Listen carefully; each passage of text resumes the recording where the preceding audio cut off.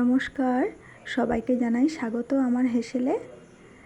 আজ রান্না করব আমার বাড়িরই, দেখো একটা ওল শাক হয়েছে, সেটা তুলে নিয়ে এসেছি আর ভালো করে কেটে ধুয়ে নিয়েছি। শাকগুলো আলাদা ভাজা করব আর ডাঁটাগুলো ঝাল চচ্চড়ি করব।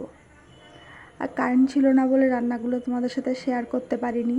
এখানে আমের চাটনি করেছি, শাক ভাজা আর এখানে ডাঁটা চচ্চড়ি। আর মাছ এনেছে, রুই মাছ, এটা তেল ঝাল করব।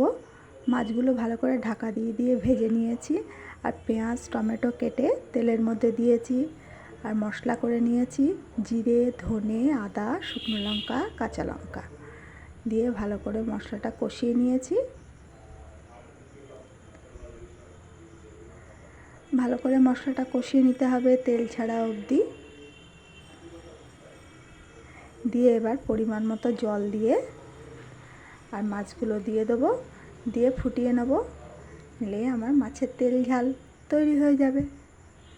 তাহলে ভালো লাগলে কমেন্টে কিন্তু জানিও রান্নাগুলো কেমন লাগছে তোমাদের, না হলে আমি কি করে বুঝবো যে আমার রান্নাগুলো তোমাদের কেমন লাগছে।